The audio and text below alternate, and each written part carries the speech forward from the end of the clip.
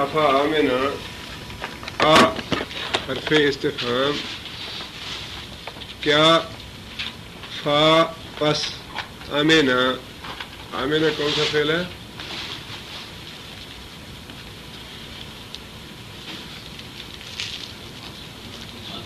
ماضی ہے اور صیغہ واحد مذکر غائب کا ہے. آمنا کا معنی نہیں امن سے ہے. آمنا امن سے ہے, امن میں آ گیا. کیا وہ امن میں آ گیا؟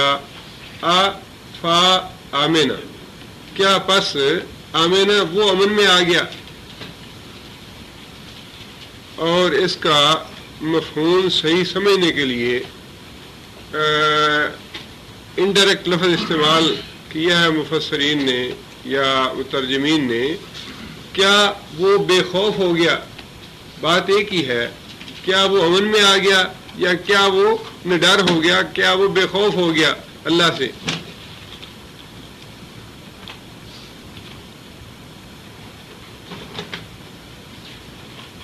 الذین وہ لوگ مکروا مکرا مکرا مکرو ماضی کا فعل ہے اور جو مذکر غائب کا صیغہ ہے.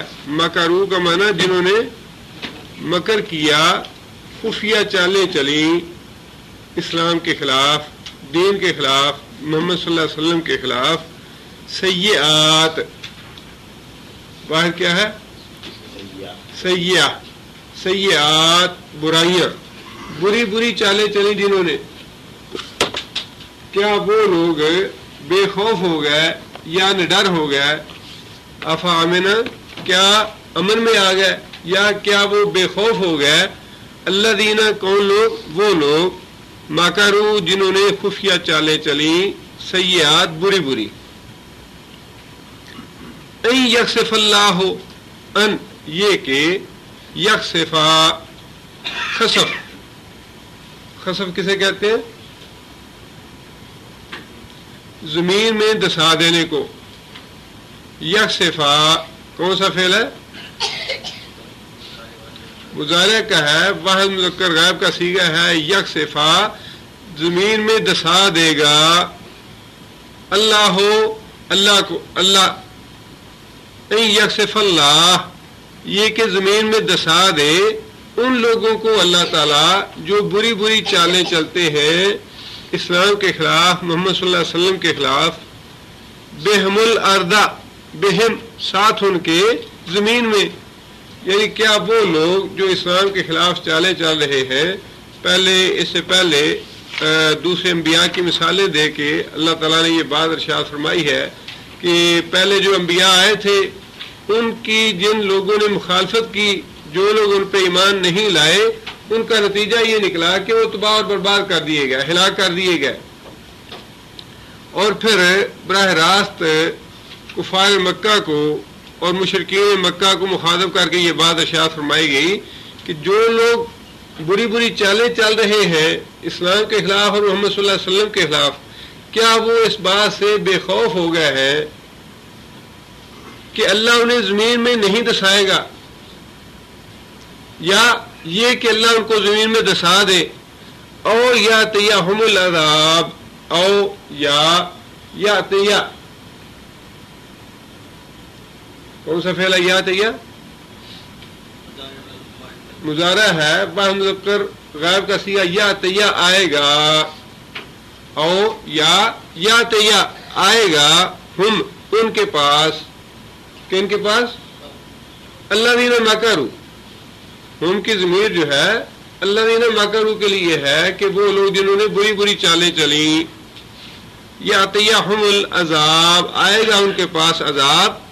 من حیث, حیث کا معنی سمت, من حیث اس سمت سے لا یشعرون. لا یشعرون کون سا فعل ہے؟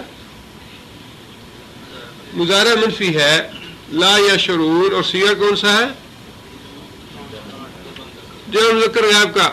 شعور اردو میں استعمال ہوتا ہے. لا یشعرون جس کا انہیں شعور بھی نہ ہو،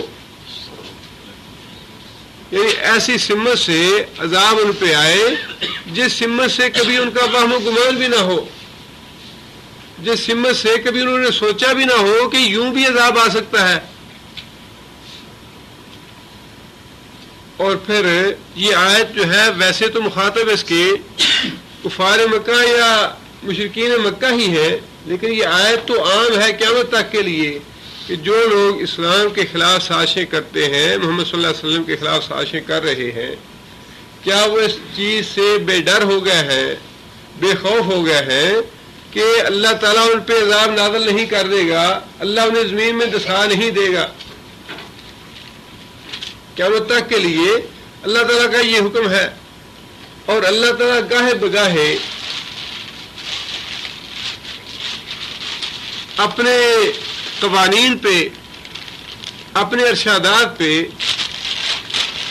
عمل کر کے لوگوں کو دکھاتے بھی رہتے ہیں کہ میں یہ کام کرتا ہوں یا کر سکتا ہوں۔ جو لوگ اللہ کے نافرمان ہیں یا جو لوگ اللہ اور اللہ کے رسول کے خلاف الواقعی سازشیں بناتے ہیں، آپ دیکھ لیجئے کہ پوری دنیا میں خواہ وہ مسلمان ملکوں کے نام پہ ہوں یا غیر مسلموں کے ہوں، اللہ کو تو مطلوب چیز ہے کہ اللہ اور اللہ کے رسول سے وفاداری کون کرتا ہے۔ نام خواہ کوئی بھی ہو، ترکی ہو، مصر ہو، اس سے اللہ کو فرق نہیں پڑتا۔ مسئلہ تو یہ ہے کہ اگر اللہ سے وفاداری ہے تو مسلمان ہے، اگر وفاداری سیکولرزم سے ہے یا کسی شخصیت سے ہے، کسی کی ذات سے ہے، تو اللہ کے لیے سب برابر ہے، کافر ہو یا مسلمان نام رکھا ہو۔ اور اللہ تعالیٰ عذاب بھیجتے رہتے ہیں، عذاب نازل کرتے رہتے ہیں، شاید کہ لوگ مسلمان ہو جائیں یا شاید لوگ سمجھ جائیں۔ اب یہ ایک عجیب سی بات ہے، یا انسان کی فطرت کہہ لیجیے اسے۔ عذاب بھی آتا ہے، انسان اس کی توجیہ کرتا ہے کہ اگر یوں نہ ہوتا تو یہ عذاب نہ آتا، یوں نہ ہوتا تو یوں نہ ہوتا، حالانکہ ہوتا اللہ کے امر سے ہے سب کچھ۔ اور اللہ تعالیٰ یہ اسی لیے زلزلے بھی بھیجتے ہیں، طوفان بھی بھیجتے ہیں، مصائب اور آلام بھی آتے ہیں، یہ ساری چیزیں اسی وجہ سے ہوتی ہیں کہ لوگ اپنے معاملات جو ہیں وہ صحیح کر لیں، اللہ کے رسول کی مخالفت چھوڑ دیں، اللہ کے رسول کی نافرمانی چھوڑ دیں۔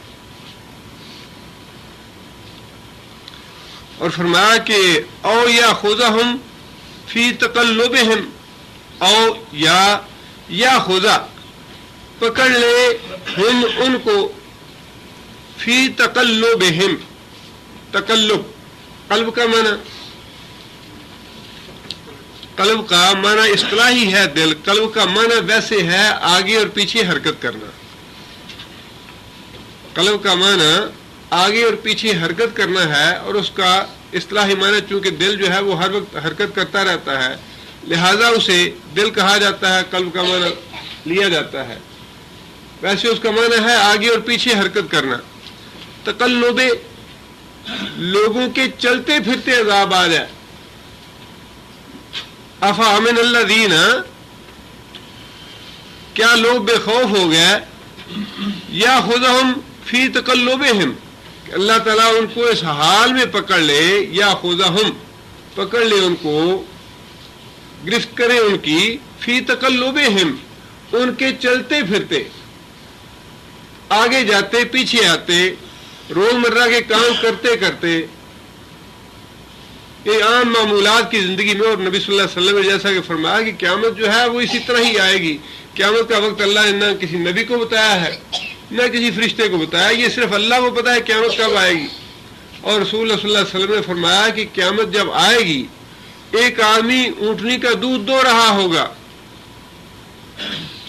اور جناب اسرافیل سور پھونک دیں گے، ایک آدمی کھانا کھا رہا ہوگا اور لقمہ ابھی منہ کے قریب لے جائے گا تو سور پھونک دیا جائے گا، آدمی ایک دکان پہ سودا خرید رہا ہوگا، اگر سودا اسے ابھی تک اسے لیا نہیں ہوگا، سور پھونک دیا جائے گا، قیامت قائم ہو جائے گی۔ تو فرمایا کہ کیا تم اس بات سے نڈر ہو گیا ہو، اس بات سے بے خوف ہو گیا ہو کہ اللہ تعالیٰ اچانک تم پہ عذاب لے آئے۔ اب دیکھیے کہ لوگ جاتے ہیں گھر سے بڑی خوشی سے نکلتے ہیں، گاڑی میں بیٹھتے ہیں، اپنی فیملی کے ساتھ ٹریول کرتے ہیں، وہ گمان میں بھی نہیں ہوتا کہ ہم واپس گھر نہیں پلٹیں گے۔ ایکسیڈنٹ ہوتا ہے، اللہ تعالیٰ معاف کرے، کبھی کبھی ساری فیملی، بچے اور گھر بار والدین سب کچھ جو کچھ بھی ہوتا ہے سارے کے سارے ختم ہو جاتے ہیں، گھر میں ایک بھی واپس نہیں آتا۔ زندگی کا ایک ایک لمحہ جو ہے وہ اللہ کی مہربانی اور اللہ کی توفیق اور اللہ کے فضل کے بغیر جو ہے گزر ہی نہیں سکتا۔ زندگی کا ہر لمحہ جو ہے وہ اللہ کے فضل کے ساتھ گزرتا ہے۔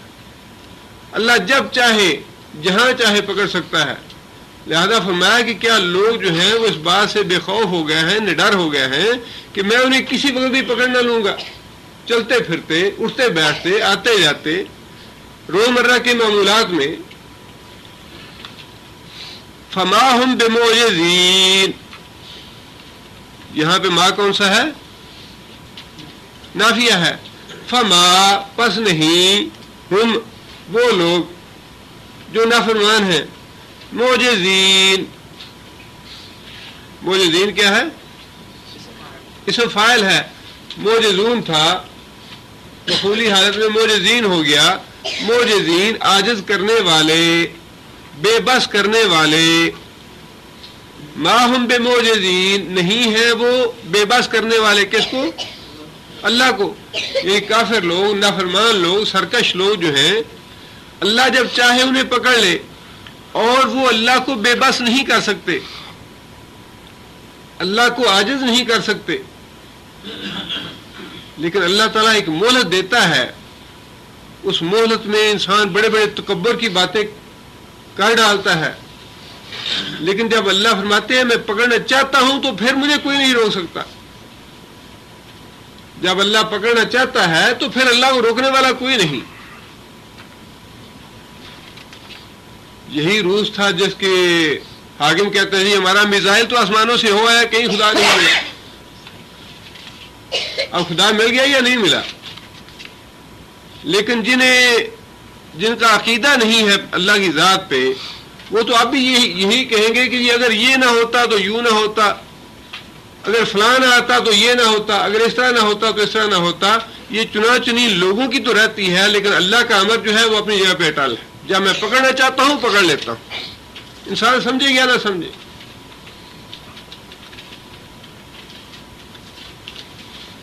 آگے فرمایا کہ او یا خذا ہم، او یا خذا وہ پکڑ لے، یعنی اللہ تعالیٰ، ہم ان لوگوں کو، نافرمان لوگوں کو، کافروں کو، مشرکوں کو، علی تخوف، خوف میں مبتلا کرنے کے بعد، جان کا خوف ہو، مال کا خوف ہو، جنگ کا خوف ہو، کسی طرح کا خوف مسلط کر دے اور پھر اچانک ان کو پکڑ لے، گرفت کر لے، اپنا عذاب بھیج دے ان پہ۔ یعنی کسی بھی طریقے سے اللہ تعالیٰ جیسے بھی چاہے پکڑنا چاہے اللہ تعالیٰ پکڑ سکتا ہے، اللہ کو روکنے والا کوئی نہیں۔ اور پھر فرمایا کہ فَإِنَّ رَبَّكُمْ، فَإِنَّ پس بے شک، ربکم تمہارا رب، لرعوف البتہ شفقت فرمانے والا ہے، رحیم رحمت فرمانے والا ہے۔ یعنی اگر اللہ تعالیٰ پکڑ نہیں رہا لوگوں کی نافرمانی پہ، لوگوں کی سرکشی پہ، لوگوں کے کفر اور شرک کے باوجود اللہ تعالیٰ عذاب نہیں بھیج رہا، تو اس کی وجہ یہ ہے کہ اللہ تعالیٰ اپنے بندوں سے بڑی شفقت فرمانے والا ہے، اللہ بڑا مہربان ہے اپنے بندوں پہ۔ اللہ تعالیٰ اس بات کا انتظار فرماتے ہیں کہ کون بندہ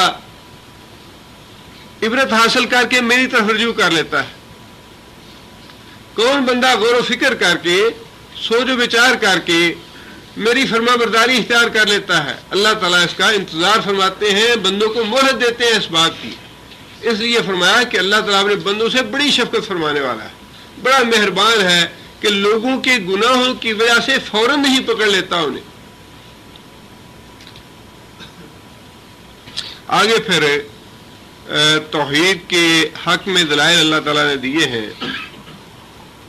مسلسل شرک کی تردید میں، شرک کی مذمت میں اور توحید کے حق میں قرآن مجید مسلسل دلائل دیتا جا رہا ہے۔ درمیان میں جو باتیں کہنی مطلوب ہیں، جو واقعات بتلانے مطلوب ہیں، اللہ تعالیٰ وہ واقعات بھی بتلاتے جاتے ہیں، لیکن ساتھ ساتھ مسلسل توحید کے حق میں اور شرک کی مذمت میں اللہ تعالیٰ دلائل بھی دیتے چلے جا رہے ہیں. اولم یرو استفہام کا کیا آغا لم یرو کون سا فعل ہے؟ مضارع بلم ہے. مضارع پہ لم ہے. لم معنی سے مضارع کے معنی ماضی کے ہو جائیں گے. اولم یرو کیا نہیں دیکھا لوگوں نے الا طرف اس چیز کی ما جو کہ خلق اللہ خلقا اس نے پیدا کیا اللہ نے. یہ جو کچھ اللہ نے پیدا کیا ہے کیا ان لوگوں نے اس پہ غور نہیں کیا؟ یرو کا معنی دیکھا اور دیکھنے سے مطلب ہے کہ کبھی غور نہیں کیا. اصل میں یہی وہ بات ہے کہ جس پہ انسان کم ہی توجہ دیتا ہے. آسمان ہے، زمین ہے، نباتات ہے، سمندر ہے، دریا ہے، ساری چیزیں ہیں. یہ جو آدمی غور کرنا چاہے اس کے غور کرنے کے لیے بڑی ہی چیزیں ہیں. لیکن جو آدمی بے فکرہ ہے، جس آدمی کے ذہن میں مقصد حیات یہی ہے کہ کھانا پینا ہے، عیش و عشرت کرنی ہے، یہ زندگی ہے، اس کے بعد کوئی زندگی نہیں، اسے تو سوچنے کی مہلت ہی نہیں. یہ سورج روزانہ طلوع ہوتا ہے پھر غروب ہو جاتا ہے. اب یہ ایک روٹین کی بات ہے. کون آدمی ہے جو سوچے بھی کیوں ہوتا ہے، کون کرتا ہے یہ؟ اب یہ تو جسے اللہ توفیق دے یا جس کے دماغ میں اللہ بات ڈالے وہی سوچے گا، ورنہ تو یہ روٹین کی بات ہے. 10 سال 20 سال 50 سال ایک ہی چیز آدمی دیکھتا رہتا ہے، کیا ضرورت ہے سوچنے کی؟ یہ تو صدیوں سے ہوتا چلا آ رہا ہے. کتنے لوگ ہیں جو اس پہ سوچیں گے؟ انسان کی فطرت ایسی ہے یا مزاج ایسا ہے کہ کم ہی سوچتا ہے ایسی چیزوں کے بارے میں. اور اللہ تعالیٰ بار بار انہی چیزوں کی طرف توجہ دلا رہے ہیں کہ ان چیزوں پہ تم غور کیوں نہیں کرتے. اولم یرو الی ما خلق اللہ کیا تم نے غور نہیں کیا ان چیزوں کی طرف جو اللہ نے پیدا فرمائی. من شے یعنی کوئی چھوٹی سے چھوٹی چیز، کوئی بھی چیز لے لو اللہ نے ہی پیدا فرمائی ہے اور تم نے کبھی غور نہیں کیا ان چیزوں کے بارے میں جو اللہ نے پیدا فرمائی ہے. آگے فرمایا یتفیع ظلالہ. یتفیع کون سا فعل ہے؟ مضارع ہے اور صیغہ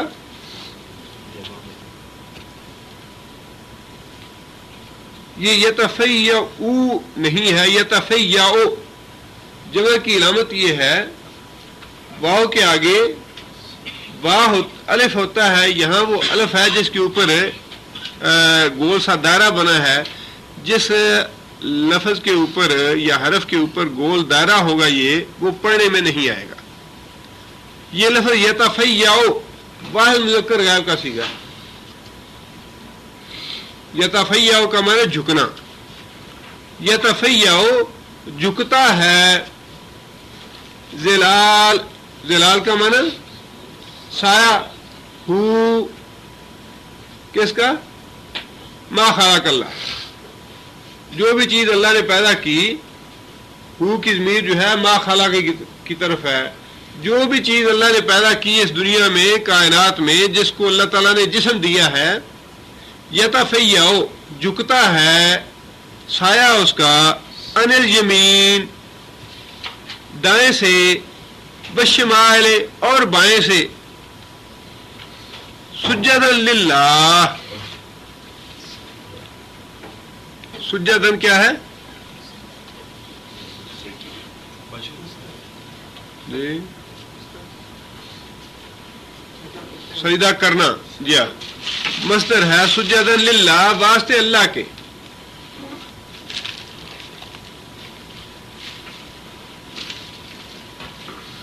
جو بھی چیز اللہ نے پیدا فرمائی ہے وہ جھکتی ہے، اس کا سایہ جھکتا ہے دائیں سے اور بائیں سے.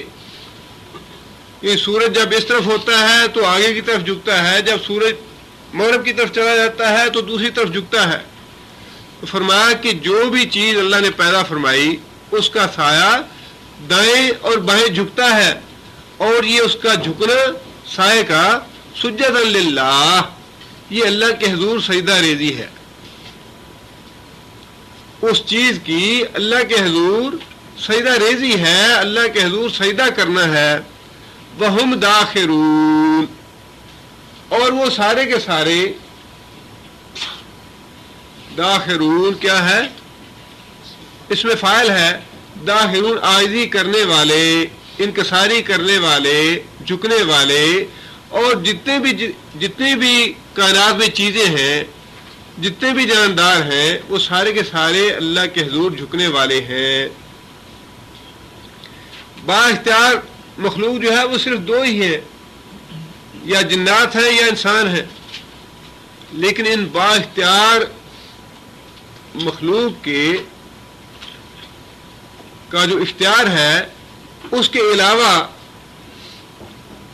ایک امر اللہ کا وہ بھی ہے جس میں یہ مخلوق، اس مخلوق کا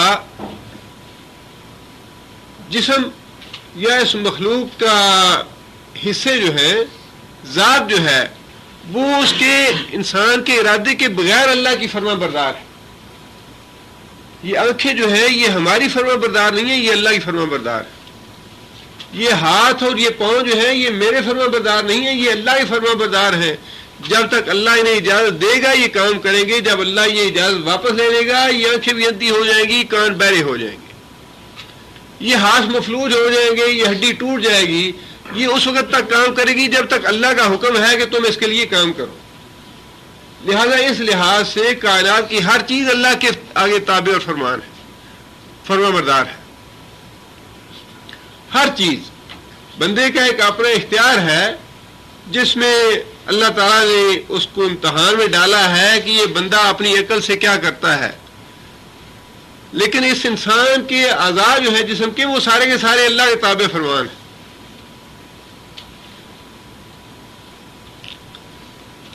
آگے اللہ فرماتے ہیں کہ وَلِلَّهِ يَسْجُدُ، اور واسطے اللہ کے، یسجدو سجدہ کرتا ہے، ما فی السماوات، جو کچھ ہے آسمانوں میں، وما فی الارض، اور جو کچھ ہے زمین میں، من دابۃ، جانداروں میں سے۔ دابۃ کیا ہے جی؟ چار پاؤں والے، اس میں فاعل ہے، مذکر کے لیے بھی استعمال ہوتا ہے یہ لفظ، مؤنث کے لیے بھی استعمال ہوتا ہے، مذکر اور مؤنث دونوں کے لیے استعمال ہوتا ہے۔ ہر جاندار کے لیے دابہ کا لفظ استعمال ہوتا ہے۔ وَمَا مِن دَابَّةٍ عَلَى الْأَرْضِ إِلَّا عَلَى اللَّهِ رِزْقُهَا، زمین پہ کوئی جاندار ایسا نہیں جس کا رزق اللہ کے ذمے نہ ہو۔ زمین اور آسمان میں جانداروں میں سے جتنے بھی ہیں، للہ یسجدو، وہ اللہ کے حضور سجدہ کرتے ہیں۔ جتنی بھی جاندار مخلوق ہے وہ ان معنوں میں اللہ کے حضور سجدہ ریز ہے کہ سارے کے سارے اللہ کے تابع فرمان ہیں، اللہ کے فرما بردار ہیں۔ والملائکہ، تو ملائکہ کی، فرشتوں کی اہمیت کے پیش نظر الگ ان کا لفظ استعمال کیا گیا کہ ملائکہ جو ہیں وہ بھی اللہ کے حضور سجدہ ریز ہوتے ہیں، اللہ کی فرما برداری کرتے ہیں۔ وَهُمْ لَا يَسْتَكْبِرُونَ، اور وہ، ہم سے مراد کون ہے؟ فرشتے بھی اور دوسری ساری جاندار مخلوق۔ لا یستکبرون، استکبار نہیں کرتے، تکبر نہیں کرتے، سرکشی اور بغاوت نہیں کرتے۔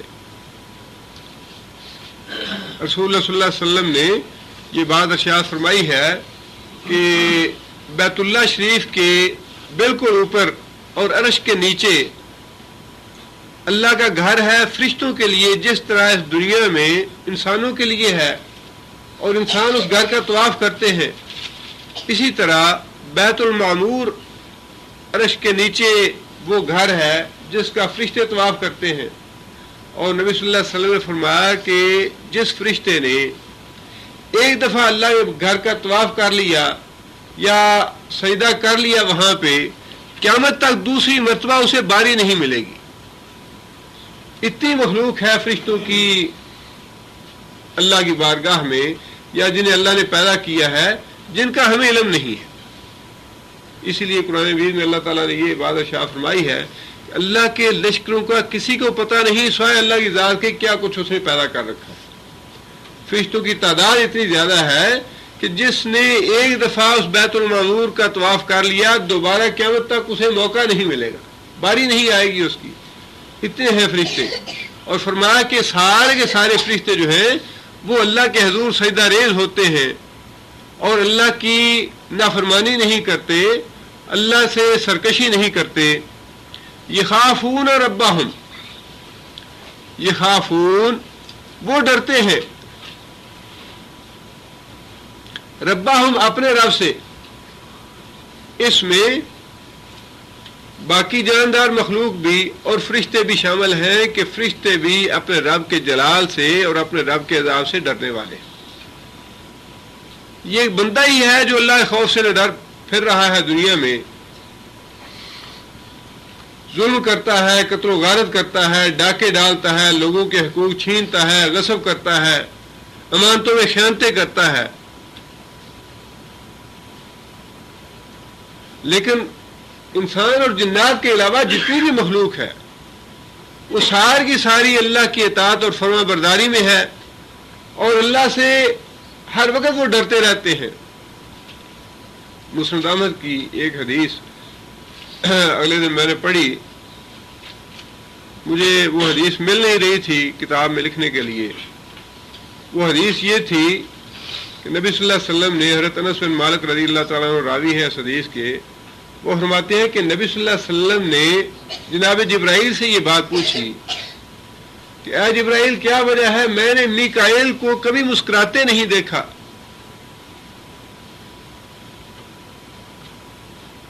لم ارا ضاحکا میکائیل. تو حضرت جبرائیل علیہ السلام نے یہ جواب دیا کہ جب سے اللہ تعالیٰ نے جہنم پیدا کی ہے میکائیل نے کبھی مسکراہٹ نہیں کی. جب سے میکائیل نے جہنم کو دیکھا ہے اس کے بعد کبھی نہیں مسکرائے وہ. میں نے مولانا صفی الرحمان صاحب سے پوچھا کہ یہ حدیث کہاں پہ ہوگی، تو شاید ان کے علم میں بھی پہلی مرتبہ یہ حدیث آئی، پہلی دفعہ دیکھی انہوں نے بھی. تو یہ حدیث پڑھ کے اتنے وہ بھی رنگ ان کا متغیر ہو گیا، 3 دفعہ کہا انہوں نے اللہ اکبر اللہ اکبر اللہ اکبر. یہ حدیث جو ہے اتنی انہیں بھی خوف طاری ہوا ان پہ کہ اللہ کا اتنا برگزیدہ فرشتہ ہے، اور جب سے جہنم اس نے دیکھی اس کی مسکراہٹ ختم ہو گئی. اتنا ڈر اور اللہ کا خوف. حالانکہ فرشتوں کو یہ پتا ہے کہ جہنم کا عذاب ان کے لیے نہیں ہے، جہنم کا عذاب جو ہے فرشتوں کے لیے نہیں ہے، لیکن اس کے باوجود اللہ فرماتے ہیں یہ خافون ربہم، ہر لمحے وہ اللہ سے ڈرتے رہتے ہیں.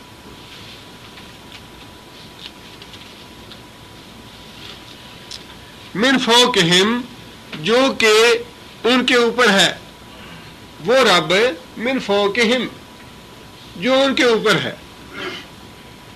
یہ لفظ واضح طور پہ اس عقیدے کی تصدیق کر رہا ہے کہ اللہ تعالیٰ عرش معلیٰ پہ جلوہ فرما ہے. بعض لوگ اس معاملے میں بڑے کنفیوژن کا شکار ہیں کہ اللہ تعالیٰ کی ذات جو ہے وہ ہر جگہ موجود ہے. اللہ کی ذات ہر جگہ موجود نہیں ہے، نہ ہی اللہ کی ذات ہر چیز میں موجود ہے. یہ عقیدہ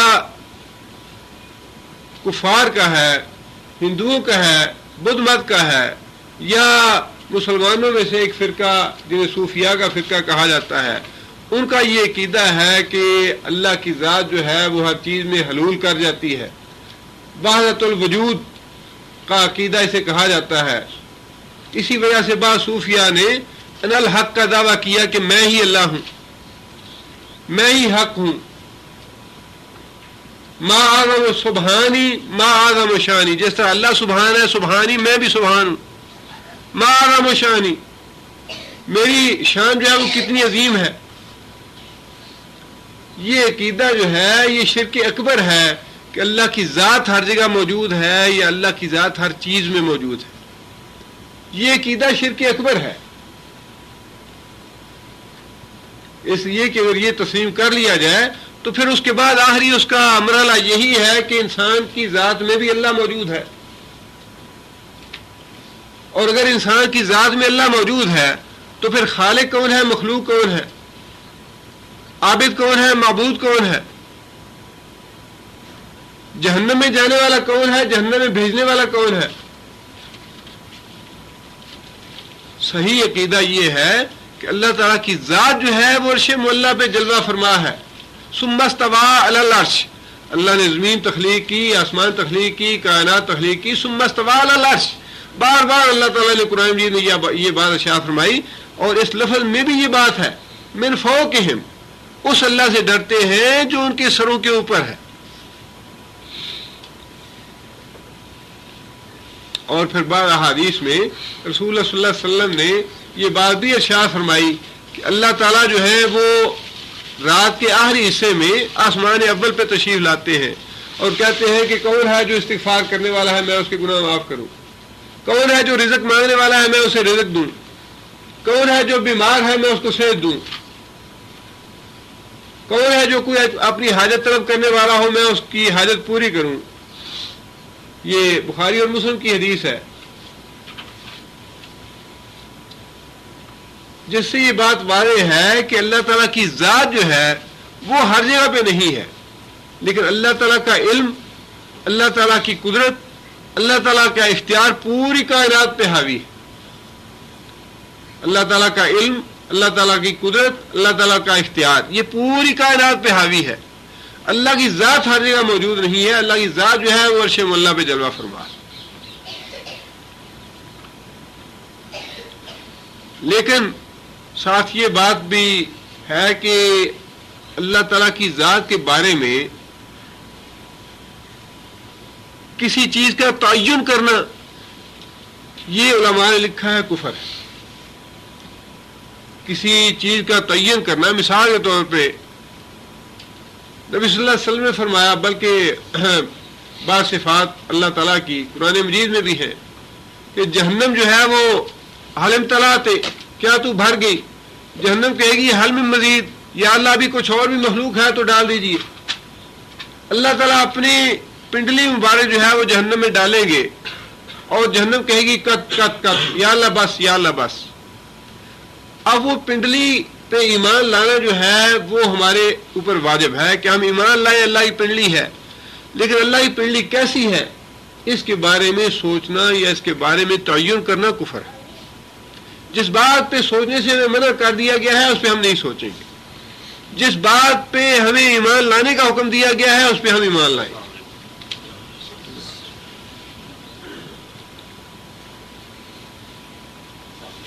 آگے فرمایا وَيَفْعَلُونَ مَا يُؤْمَرُونَ. وَيَفْعَلُونَ یہ 50 نمبر آیت جو ہے یہ خاص طور پہ فرشتوں کے بارے میں ہی ہے. یہ خافون ربہم, ڈرتے ہیں اپنے رب سے, من فوقہم, وہ رب جو ان کے سروں کے اوپر ہے. وَيَفْعَلُونَ, اور وہ فرشتے سارے وہ کام کرتے ہیں, ما یؤمرون, ما جو کچھ, یؤمرون کون سا فعل ہے, مضارع مجہول ہے. یؤمرون وہ امر کیے جاتے ہیں, جس بات کا انہیں حکم دیا جاتا ہے وہ سارے کے سارے کام وہ کرتے ہیں. جس فرشتے کو حکم ہے جہنم کو بھڑکاؤ, وہ تو اس دن سے بھڑکا رہا ہے جب سے رسول اللہ صلی اللہ علیہ وسلم نے دیکھا معراج پہ. جناب جبرائیل نے پوچھا کہ یہ کون ہے, تو حضرت جبرائیل نے بتایا کہ یہ جہنم کا داروغہ مالک ہے, اس کا نام خازن ہے, اور یہ جہنم کو مسلسل بھڑکا رہا ہے. اسی دن سے وہ فرشتہ اللہ کے حکم کے مطابق جہنم کو بھڑکا رہا ہے, قیامت تک بھڑکاتا رہے گا اس کو. وہ تھکتے نہیں, معذرت نہیں کرتے, آرام نہیں کرتے, جو اللہ حکم دیتا ہے ویسا ہی کرتے ہیں. اور اس بارے میں بھی ہمیں تعین کرنے کی ضرورت نہیں ہے کہ فرشتے وہ کام کیسے کر رہے ہیں. جیسا کہ ہمارے بھائی نے یہ سوال کیا تھا کہ جناب اسرائیل جو ہے یک وقت اتنے انسانوں کی روح کیسے قبض کرتے ہیں. اب یہ معاملہ اللہ بہتر جانتا ہے, اللہ و رسولہ عالم. جس چیز کا ہماری عقل میں جو چیز نہ آئے اسے اللہ اللہ کے رسول کے سپرد کر دینا چاہیے.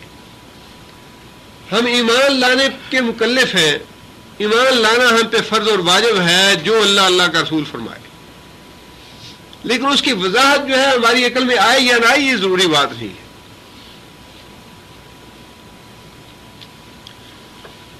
آگے اللہ تعالیٰ نے پھر توحید کے بارے میں حکم دیا ہے. وقال اللہ، اور کہا اللہ تعالیٰ نے، لا تتخذوا، مضارع منفی کا فعل ہے، لا تتخذوا، نہ پکڑو نہ بناؤ، الہین، الہین کا واحد کیا ہے؟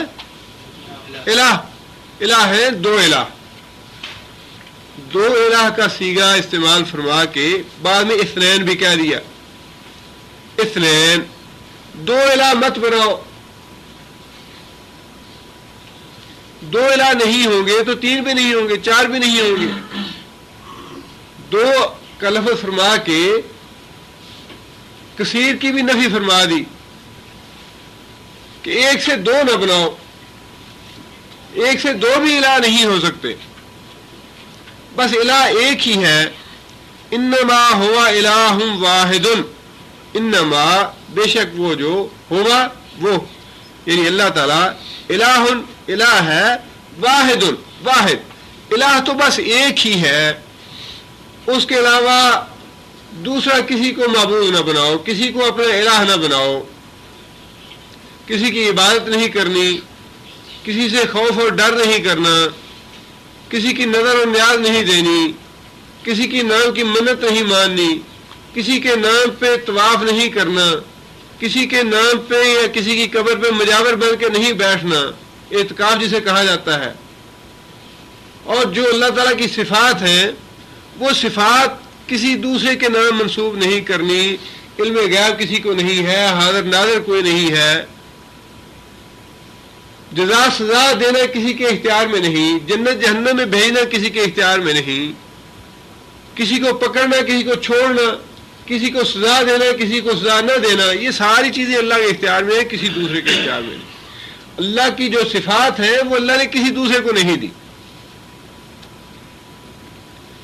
فَإِيَّايَ فَارْهَبُونِ، فا پس ایا، ایا کا معنی ہے خاص، اس کے بعد جو بھی ضمیر آ جائے، ایا کا خاص تجھ سے، ایا یا خاص مجھ سے، ایا ہو خاص اس سے، ایا کا معنی ہے خاص، اس کے بعد جو بھی ضمیر ہوگی اس کے مطابق اس کا معنی ہو جائے گا.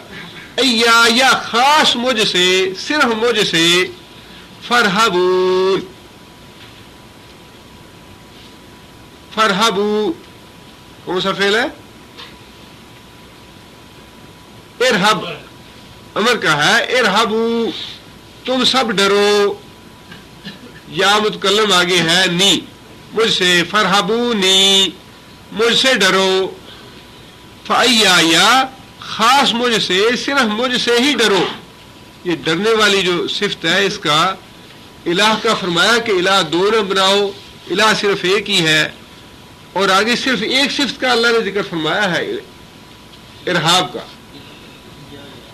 ایایا، جی ایایا، ایایا صرف مجھ ہی سے، فرحبون ڈرو.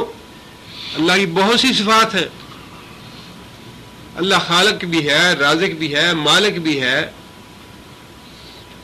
غفار بھی ہے، ستار بھی ہے. ساری صفات میں کسی دوسرے کو شریک نہیں کرنا، کسی دوسرے سے منسوب نہیں کرنی. یہ خاص طور پہ اللہ تعالیٰ نے ڈرنے کی صفت کا یہاں ذکر فرمایا.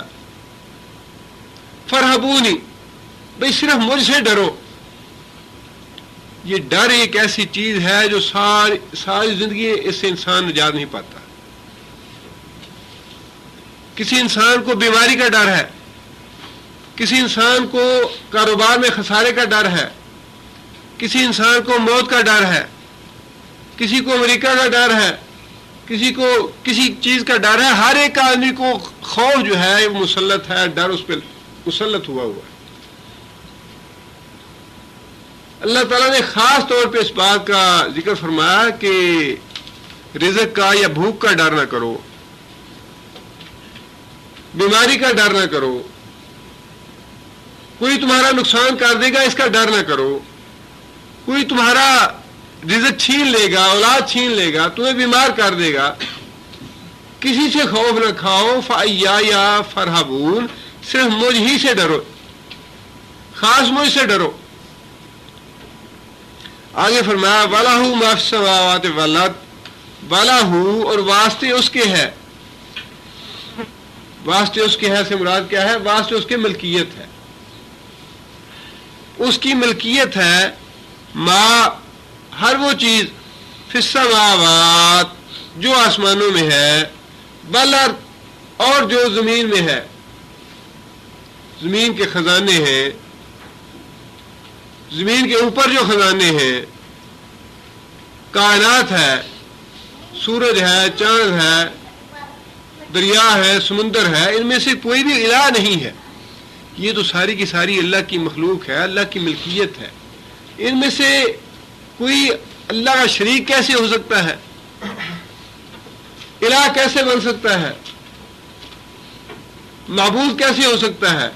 اللہ فرماتے ہیں کہ زمین اور آسمان میں جو کچھ بھی ہے، فرشتے ہیں، جنات ہیں، انسان ہے، باقی جتنے بھی چیزیں ہیں جنہیں لوگ اپنا معبود سمجھتے ہیں یا الہ سمجھتے ہیں، فرمایا یہ تو ساری کی ساری میری ملکیت ہے، میری مخلوق ہے، یہ الہ کیسے ہوگی؟ انہیں تو اللہ نے پیدا فرمایا ہے، الہ تو بس ایک ہی ہے۔ وَلَهُ الدِّينُ وَاسِبًا، وَلَهُ اور واسطے اس کے حق ہے، الدین دین، واسبن ہمیشہ ہمیشہ، واسبن کا معنی ہمیشہ کے لیے، دین جو ہے وہ ہمیشہ ہمیشہ کے لیے اسی کا حق ہے۔ یہاں دین کا معنی جو ہے فرما برداری اور اطاعت کے معنوں میں لے لے تو زیادہ سمجھ جلدی آ جائے گا، اور فرما برداری تو حق ہے ہمیشہ ہمیشہ کی اللہ کے لیے، اللہ تعالیٰ کا حق ہے یہ کہ بندے ہمیشہ اس کے فرما بردار بن کے رہیں۔ فَاعْبُدْ رَبَّكَ حَتَّى يَأْتِيَكَ الْيَقِينُ، موت کا لمحہ آنے تک اللہ کی فرما برداری کرتے رہو، موت کے آنے تک مطلوب ہے کہ اللہ کی فرما برداری اور اللہ کی بندگی کرتا رہے انسان۔ وَلَهُ الدِّينُ وَاسِبًا، ہمیشہ ہمیشہ فرما برداری جو ہے وہ اسی کے لیے ہے، کسی دوسرے کی اطاعت، کسی دوسرے کی فرما برداری یہ بھی توحید کے خلاف ہے۔ آگے فرمایا افغیر اللہ تتقون، استفہام کا کیا؟ فا پس غیر اللہ، اللہ کے علاوہ، تتقون تم لوگ تقوی اختیار کرتے ہو زندگی گزارنے کے لیے، کیا تم دوسروں سے ڈرتے ہو یا دوسروں سے خوف کھاتے ہو، دوسروں کے معاملات سامنے رکھ کے اپنی زندگی جو ہے وہ بسر کرنا چاہتے ہو؟ افا غیر اللہ تتقون، کیا غیر اللہ سے تم تقوی کرنا چاہتے ہو؟ اللہ کی تقوی کرنا اللہ کا حق ہے کہ اللہ کے آگے تقوی کیا جائے۔ آگے بھی اللہ تعالیٰ نے توحید کی دلیل دی ہے، وَمَا بِكُم مِّن نِّعْمَةٍ فَمِنَ اللَّهِ، وَمَا اور جو، بِكُم تمہارے ساتھ یا تمہارے پاس، من نعمت نعمت سے، جو بھی نعمت تمہارے پاس ہے، وما بکم من نعمت نعمتوں میں سے جو نعمت بھی تمہارے پاس ہے، تمہارے ساتھ ہے، فمن اللہ وہ اللہ ہی کی طرف سے ہے، فمن اللہ اللہ ہی کی طرف سے ہے۔ کتنی نعمتیں ایسی ہیں اللہ تعالیٰ کی جن کا ہم نے کبھی سوچا تک نہیں، کبھی وہم و گمان نہیں کیا کہ یہ بھی نعمت ہے.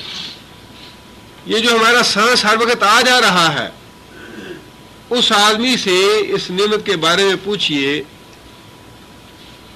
جسے سانس کی تکلیف ہے، یا جو ہسپتال میں بستر میں پڑا ہے کہ اس کا ہارٹ ریٹ جو ہے وہ کتنا ہے.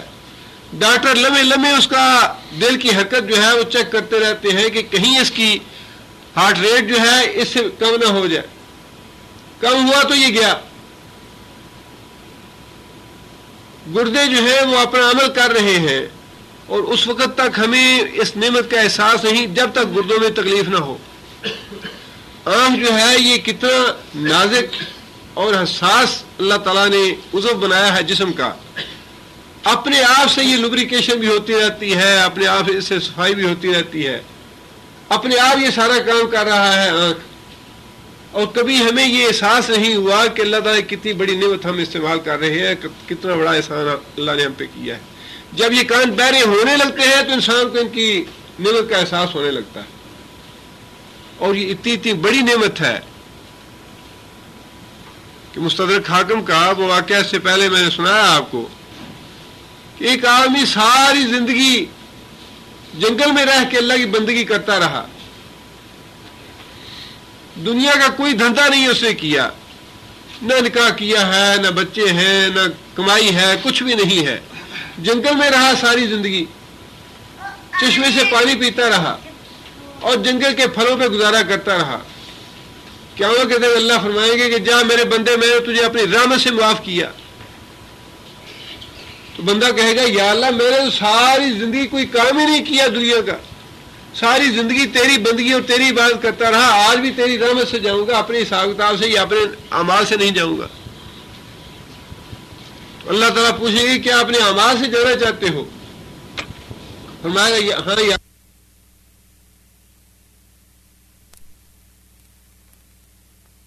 ایک آنکھ ڈال جو میں نے اسے دی ہے. نبی صلی اللہ علیہ وسلم فرمایا کہ وہ ایک آنکھ جو ہے ساری زندگی کے اعمال کو لے کے بھاری ہو جائے گی. جب اللہ تعالیٰ جہنم میں بھیجنے کا حکم دیں گے تو پھر وہ آدمی جو ہے منتیں اور سماجتیں کرے گا کہ یا اللہ میں تیری رحمت سے جنت میں جانا چاہتا ہوں. اندازہ لگائیے کتنی نعمتیں ہیں. اللہ فرماتے ہیں کہ کوئی سی بھی نعمت، کسی نعمت کا نام لو، کوئی بھی چیز، چھوٹی سے چھوٹی چیز. نبی اللہ کے نبی نے یہ فرمایا کہ تمہارے جوتی کا تسمہ ٹوٹ جائے وہ بھی اللہ سے مانگو. گھر میں نمک ختم ہو جائے تو وہ بھی اللہ سے مانگو، یا اللہ نمک ختم ہو گیا یہ مجھے دے.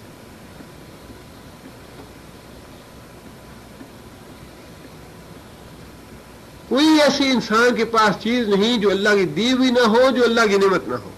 فرمایا ما بکم من نعمت، جو بھی تمہارے پاس نعمت ہے فمن اللہ، وہ اللہ کی طرف سے.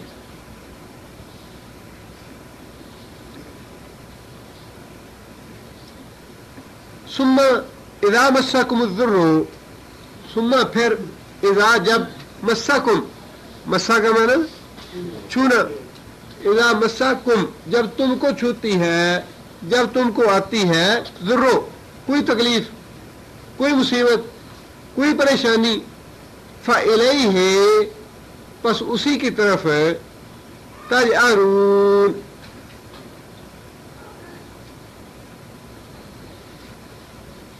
کون سا فعل ہے تَجْأَرُونَ؟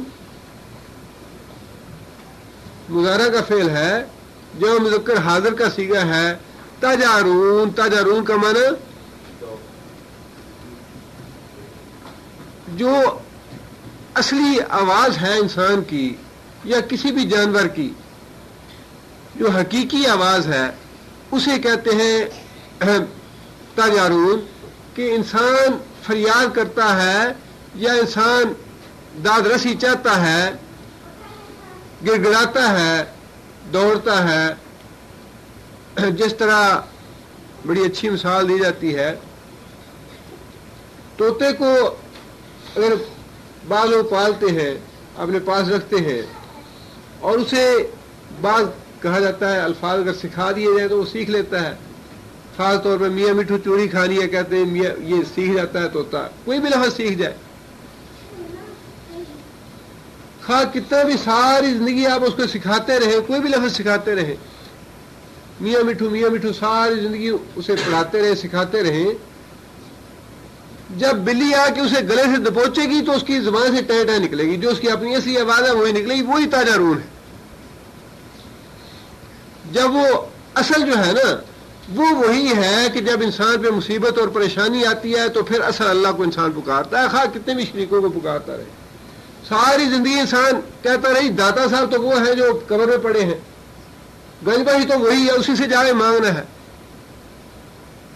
یا غریب نواز تو وہی ہے جو قبر میں پڑا ہوا ہے، یا اولاد دینے والا تو بغداد میں پڑا ہے۔ ساری زندگی پڑھاتے رہے، جب سمندر میں طوفان آئے گا تو پھر وہ اللہ یاد آ جائے گا جو آسمانوں پہ، یا اللہ تو بچا یہاں سے۔ ابو جہل کے بیٹا اکرمہ جو تھے وہ اسی طوفان سے ہی تو ایمان لائے تھے، اور وہیں طوفان میں جا کے یہ بات سمجھ میں آئی کہ جو قبروں میں پڑے ہیں یا اپنے ہاتھوں سے تراشے ہوئے وہ تو کام آنے والے نہیں۔ فتح مکہ کے موقع میں بھاگ گئے اور جدہ سے سمندر کشتی میں بیٹھ گئے۔ اکرمہ کی بیوی نے نبی صلی اللہ علیہ وسلم سے ضمانت لی کہ یا رسول اللہ آپ ضمانت دیجئے مجھے اپنے شوہر کے بارے میں واپس لے آؤ۔ نبی صلی اللہ علیہ وسلم نے ضمانت کے طور میں اپنی چادر دے دی کہ ہاں جاؤ لے آؤ، اگر ایمان لے آئے گا تو معافی ہے اس کے لیے۔ جدہ پہنچی اور اس دوران یہ ہوا کہ جس کشتی پہ سوار تھے طوفان آ گیا، اور ملا جو تھے انہوں نے کہا کہ بھائی اب اللہ سے دعا کرو کہ اللہ تعالیٰ یہاں سے نجات دے۔ اکرمہ کہنے لگے کہ جنہیں ہم وہاں زمین پہ یا خشکی میں پکارتے رہے وہ یہاں کام نہیں آئیں گے، لات ہے، عزا ہے، حبل ہے، ساری زندگی تو ان کی ہم خدمت خاطر کرتے رہے، ساری زندگی انہیں پکارتے رہے۔ اللہ نے کہا کہ صاحب وہ تو خشکی کے معبود ہے، وہیں کام آئیں گے، یہاں وہ کام نہیں آتے، یہاں تو وہ اللہ جو عرش پہ بیٹھا ہے یا اوپر ہے ہمارے وہی کام آئے گا۔ وہیں سے بات جو ہے وہ سمجھ میں آ گئی کہ اگر وہ اللہ یہاں کام آتا ہے تو وہاں بھی وہی کام آتا ہے۔ واپس آئے ساحل پہ، نبی صلی اللہ علیہ وسلم کی ضمانت لیے بیوی کھڑی تھی، نبی صلی اللہ علیہ وسلم کی خدمت میں حاضر ہوئے، جا کے کلمہ پڑھا اور مسلمان ہو۔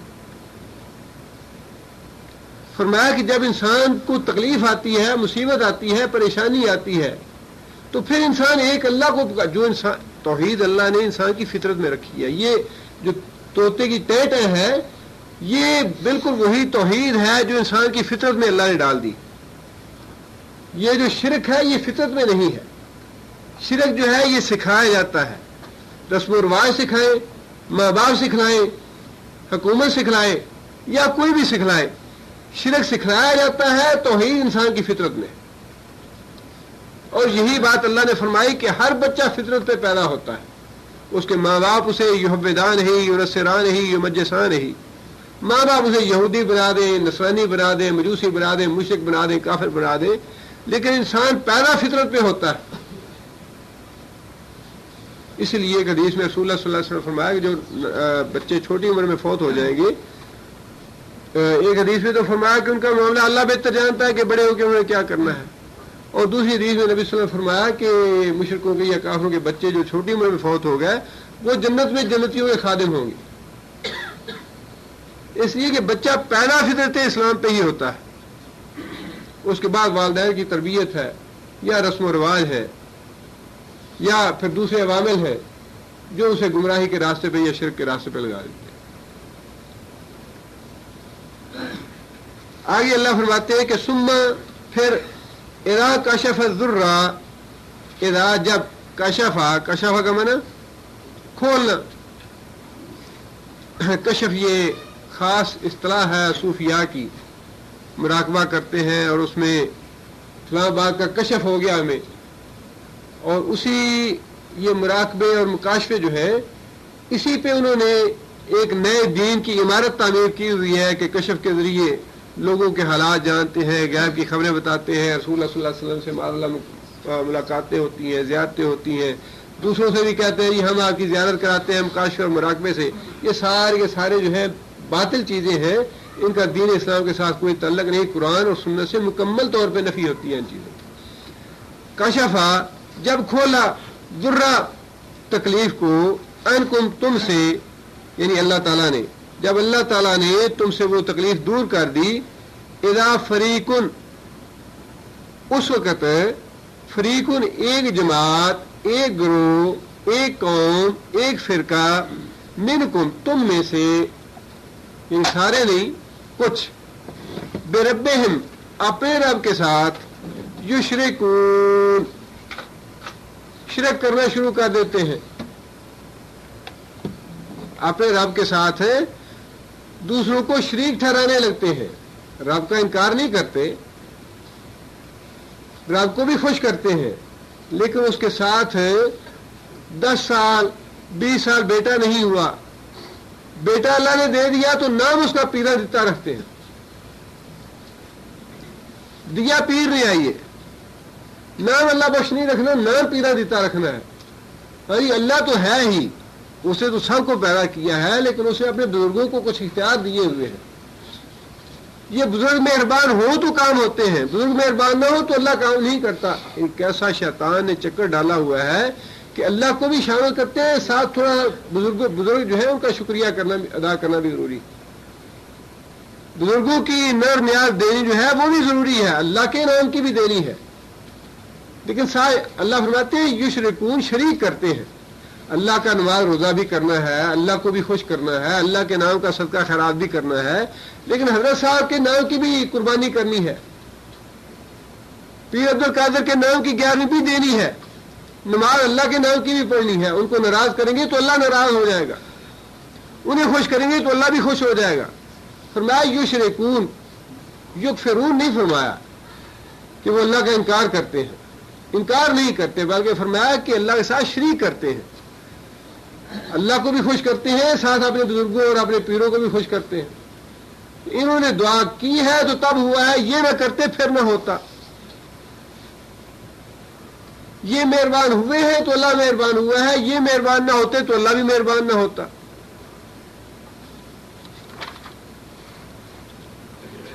آگے فرمایا لیکفروا، تاکہ وہ کفر کریں، ناشکری کریں، تاکہ ناشکری کریں، بما ساتھ اس چیز کے جو آتینا ہم نے دی۔ یہاں پہ اللہ تعالیٰ نے خالص اپنی طرف نسبت کی، اللہ تعالیٰ نے محمد صلی اللہ علیہ وسلم کو بیٹے دیے، لیکن زندہ رکھنا مطلوب نہیں تھا، بیٹا ایک بھی زندہ نہیں رکھا، ساری کی ساری نبی صلی اللہ علیہ وسلم کی نسل جو ہے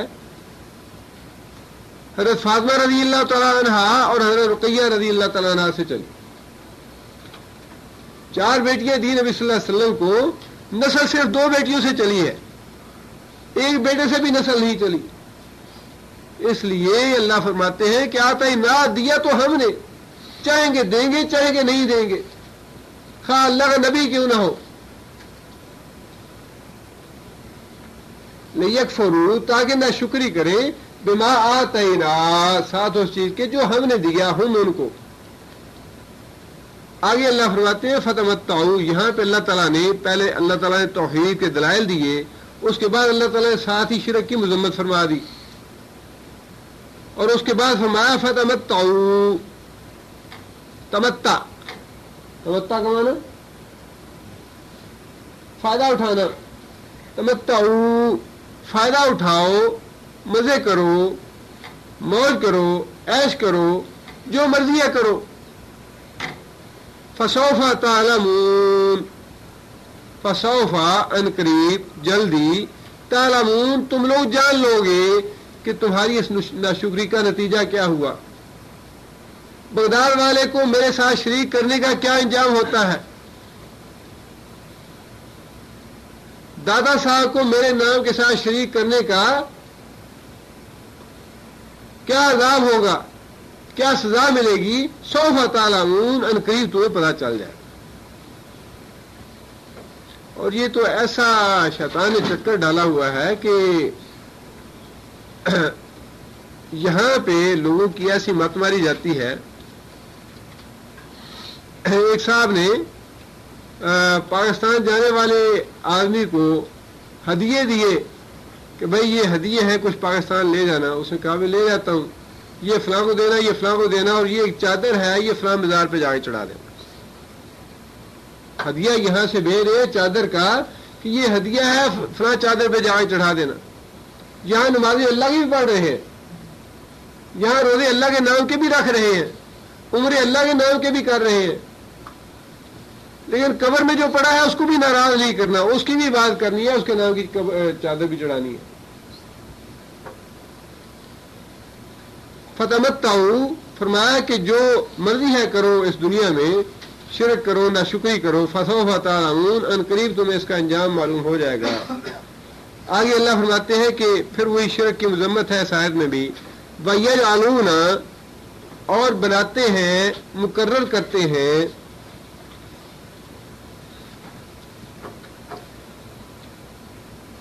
نصیباً، ایک حصہ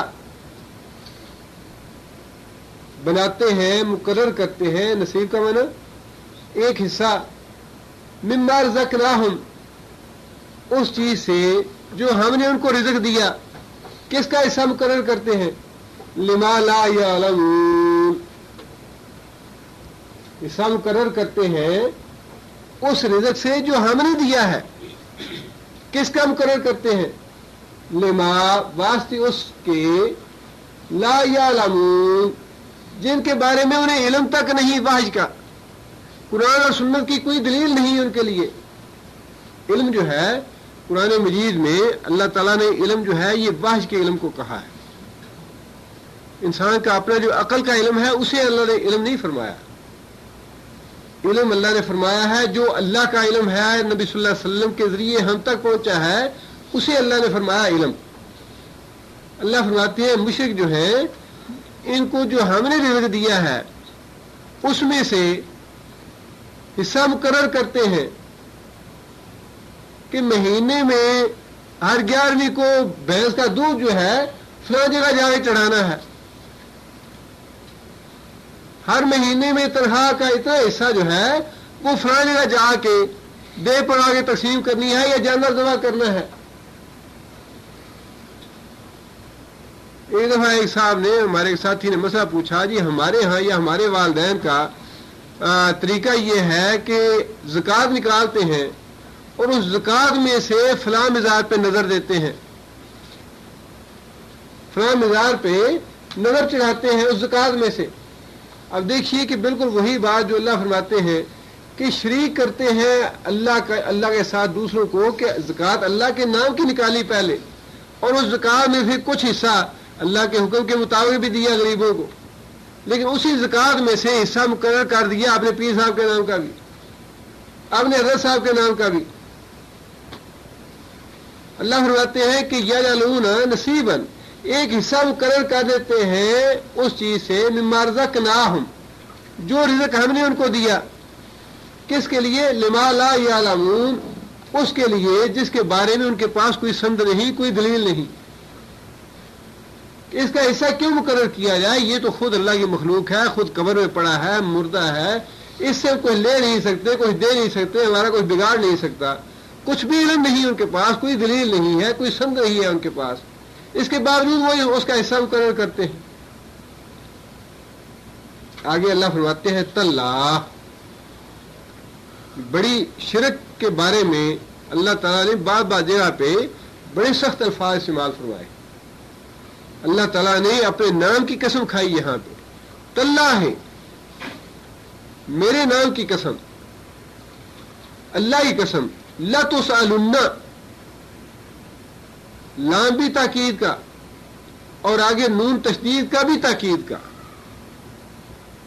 تسألن، تم ضرور سوال کیے جاؤ گے، مضارع مجہول ہے تسألن، تم لوگ، اللہ کی قسم تم لوگ ضرور سوال کیے جاؤ گے، اما، ان اور ما، اس چیز کے بارے میں جو تم تھے تفترون. کون سا فعل ہے تفترون؟ مضارع جمع مذکر حاضر کا. افطرا اردو میں لفظ استعمال ہوتا ہے، افطرا کا معنی جھوٹ باندھنا، کسی کے نام جھوٹ منسوب کر دینا، کسی کے نام جھوٹ لگا دینا. اللہ فرماتے ہیں کہ یہ شرک جو ہے تم میرے نام جھوٹ گڑھ رہے ہو, میری طرف جھوٹ منسوب کر رہے ہو کہ میں نے اختیار دیے فلاں فلاں کو, میں نے فلاں کو اپنا نمائندہ بنایا ہے, فلاں کو اپنا نائب بنایا ہے, فلاں کو اپنے اختیارات میں یا اپنی صفات میں شریک کیا ہے. فرمایا کہ تم لوگ میرے نام جھوٹ گھڑ کے منسوب کر رہے ہو. فرمایا کہ جو تم جھوٹ گھڑ رہے ہو اس دنیا میں کہ فلاں داتا صاحب ہیں, فلاں غریب نواز صاحب ہیں, فلاں قسمت کھری کرنے والے ہیں, یہ سارے کے سارے افطرا ہیں, سارے کے سارے جھوٹ ہیں. اللہ فرماتے ہیں کہ اللہ کی قسم لتسألن, تمہیں ضرور اس کا جواب دینا پڑے گا کہ تم نے یہ داتا نام کیوں رکھا ہے, اس کا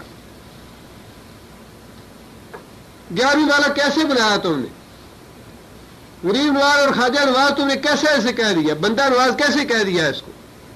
لتسألن, سوال تم سوال کیے جاؤ گے اور تمہیں جواب دینا پڑے گا اس بات کا. شرک کے معاملے میں اللہ تعالیٰ نے بار بار بڑے سخت الفاظ فرمائے. یا فرمایا کہ قریب ہے کہ آسمان پھٹ جائے تمہاری اس شرک کی وجہ سے.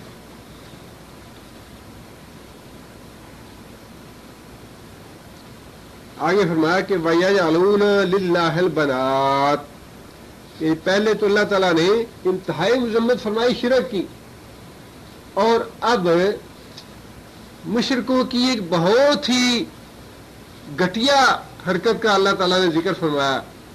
وَيَجْعَلُونَ, اور مقرر کرتے ہیں, لِلَّهِ الْبَنَاتِ, واسطے اللہ کے بیٹیاں.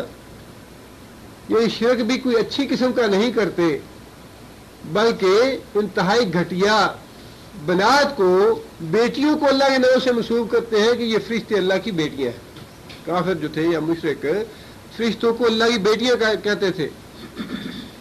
اللہ فرماتے ہیں مقرر کرتے ہیں یہ مشرک واسطے اللہ کے بنات. بات کیا ہے؟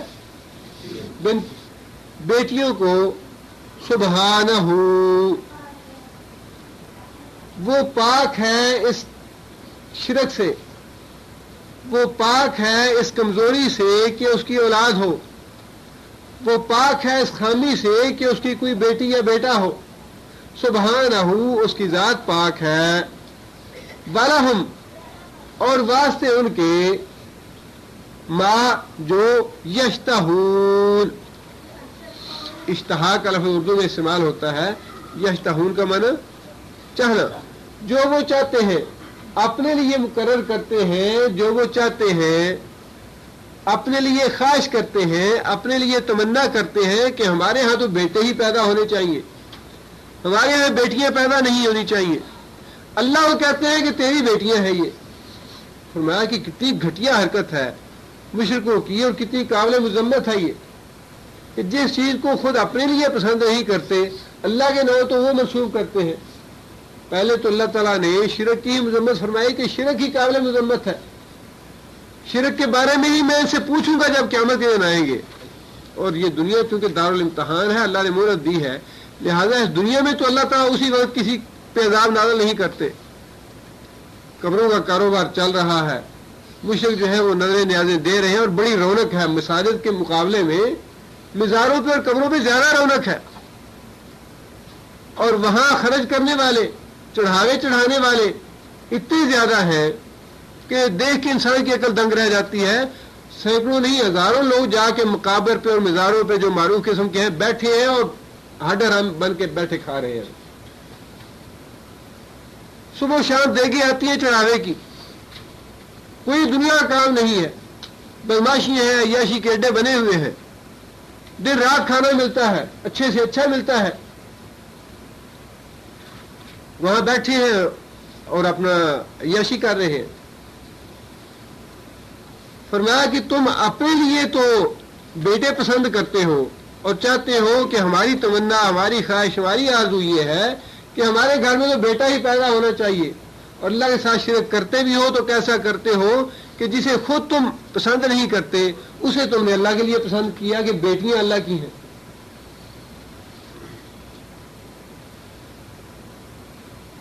اور آگے فرمایا کہ وَإِذَا بُشِّرَ أَحَدُهُمْ اذا بشرا، بشرا کون سا فعل ہے؟ ماضی مجہول ہے. جب کوئی خوشخبری دیا جاتا ہے احدہم ان میں سے ایک بالانثی لڑکی کی، ظل وجہہ، ظل کا معنی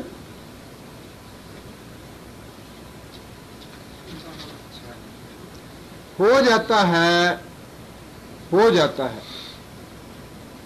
وجہہ اس کا چہرہ، مسودن سیاہ، اسود ہو جاتا ہے اس کا چہرہ ذلت سے، حقارت سے،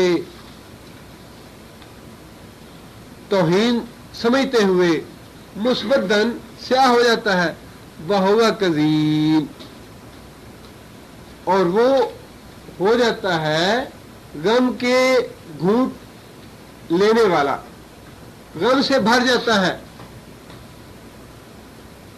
یہی اس کا توہین سے ذلت اور رسوائی اپنی سمجھتے ہوئے چہرہ سیاہ ہو جاتا ہے اور غم کے گھونٹ بھر کے رہ جاتا ہے. بیچارے کی بس میں کچھ نہیں ہے کہ یہ کیوں پیدا ہو گئی، پیدا کرنا جو ہے اس کے بس میں نہیں تھا.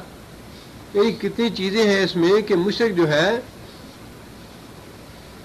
جو سمجھتا ہے کہ دادا صاحب دینے والے ہیں، بھئی انہیں کہو کہ بیٹی کی بجائے بیٹا دیتا ہمیں.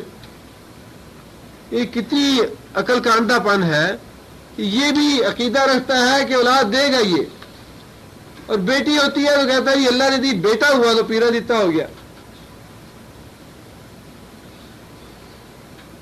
بیٹی دی تو فرمایا کہ بے بس ہے، مجبور ہے، غم کے گھونٹ پی کے رہ جاتا ہے اور ذلت اور رسوائی اپنی سمجھتے ہوئے چہرہ سیاہ ہو جاتا ہے اس کا. یعنی اس کی اپنی کیفیت بیٹیوں کے معاملے میں یا بیٹیوں کے معاملے میں طرز عمل یہ ہے کہ اتنی ذلت اور رسوائی محسوس کرتا ہے.